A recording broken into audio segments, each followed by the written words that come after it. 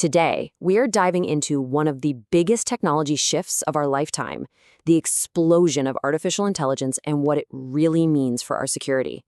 We're going to look at the challenges, the opportunities, and the frameworks being built right now to try and keep us all safe. You know, this quote just nails it, doesn't it? AI isn't some far-off, futuristic concept anymore. It's here. It's mainstream. It's as accessible as the internet. And whenever a technology gets this big, this fast, you've got to start asking some really serious questions about the risks that come along for the ride.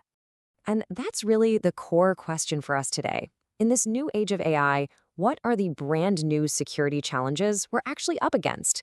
Because, understanding the problem, that's always the first step to figuring out a solution. So if you boil it down, the concerns really fall into three big buckets. First, you've got data leakage. That's the risk of sensitive info getting out, like when Samsung employees accidentally pasted proprietary code right into ChatGPT. Whoops. Second, there's the malicious use by hackers, using AI to build smarter, scarier attacks. And third, something a little more subtle, but incredibly important, the inherent bias that can be baked right into these AI models. But before we get too deep in the weeds on those risks, it is absolutely crucial that we're all speaking the same language. So let's take a second and just build a quick foundation on what all this stuff actually is. Okay, so at the very, very top, you have artificial intelligence, or AI. Just think of this as the huge umbrella term for the whole field. The big goal here is to create machines that can do things that normally require human smarts. Things like solving problems, learning, and making decisions. Now, tucked inside that big AI umbrella is a really critical piece called machine learning, or ML. And this is where things get wild. See, instead of programming a computer for every single little thing, ML systems learn from data. They spot patterns and get better and better over time, all by themselves. And we can zoom in even further. You've got deep learning, which uses these super complex structures called neural networks. That's the powerhouse behind things like recognizing faces in your photos. And then you have natural language processing, or NLP, which is all about teaching computers to understand us, to understand human language. That's the magic that makes ChatGPT work. And this diagram just lays it all out perfectly. You've got AI as the big circle. Inside that is machine learning. And then nested inside that are these specialized fields like deep learning and NLP, often working together. It's this whole stack, this combination of technologies, that has unlocked the just incredible power that we're seeing all around us today. All right, so now that we have the vocabulary down, let's talk about AI's role in cybersecurity. Because it is, without a doubt, a double-edged sword. It can be an incredibly powerful ally, but it can also be a terrifying new weapon. Let's break it down into the good, the bad, and the ugly. So, on the good side, AI is an absolute game changer for the defenders. It can sift through mountains of data to predict attacks before they even happen. It can spot a tiny little anomaly in network traffic that no human would ever catch, and it can even automate responses to threats. This frees up the human security teams to focus on the really tough problems. It's making our defenses way smarter and way faster.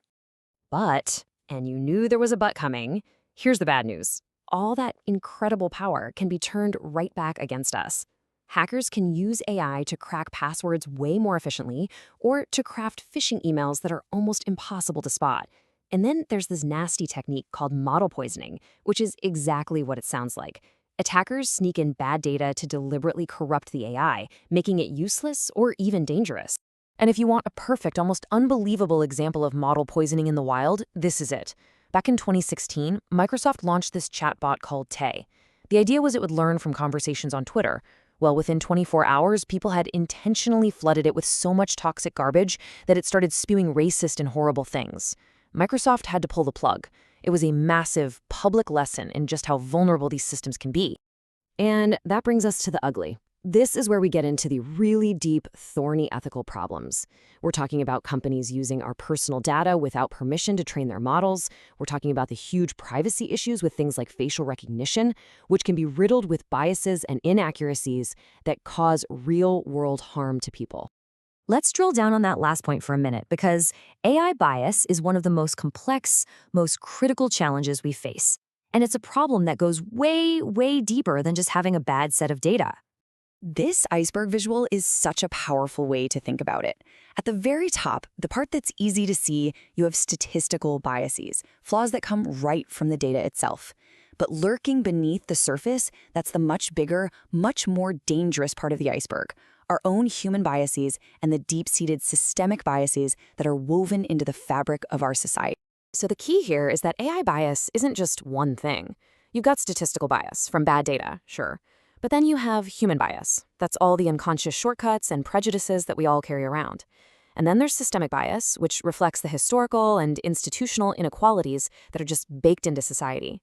An AI that learns from our world will, inevitably, learn all three. Okay, so with all these risks, from poisoned models to deep-seated bias, how do we even begin to move forward? Well, the answer is taking shape in this movement called responsible AI. This is all about building the ethical guardrails, the rules of the road that we need to guide this technology safely. Responsible AI really stands on a few core pillars. You can think of it as a promise, a commitment to building systems that are fair, that are transparent so we know how they work, and that are accountable when they mess up. It's about ensuring privacy, governing data properly, and most importantly, always having human oversight.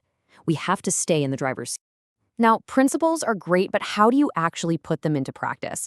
How do you turn those ideas into code and processes?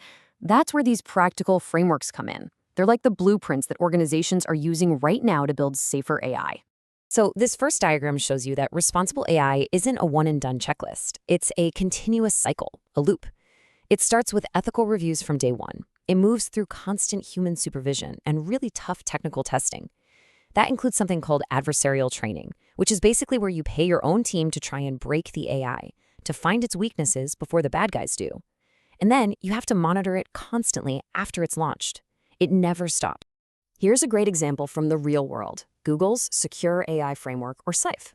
And the key insight here is that they're applying battle-tested cybersecurity practices directly to this new field of AI. This includes things like vulnerability scans and risk assessments, and it also relies heavily on red team exercises. That's where you hire ethical hackers to go all out trying to break your system. It's about being proactive, not waiting to get hit. And finally, on the government side, we have this framework from NIST. Now look closely at this diagram. See what's right at the very center of the whole thing? Governance and human oversight. Where Google's framework is very focused on the technical security, NIST's approach is much broader. It emphasizes managing risks to people and to society at every single stage of the process, from the initial idea all the way through to watching how it behaves out in the real world. So at the end of the day, what's the big takeaway here? It's that securing AI isn't just a tech problem.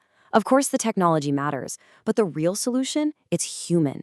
It requires careful, deliberate planning from the very beginning, a solid foundation of ethics, and an absolute, non-negotiable commitment to keeping humans in the loop. Which leaves us with one final and pretty important question. We know for a fact that AI systems learn from the data we give them. They learn from the world that we have built. So as we stand here at this incredible technological crossroads, we have to ask ourselves, are we actually teaching our creations to be secure, to be fair, and to be responsible?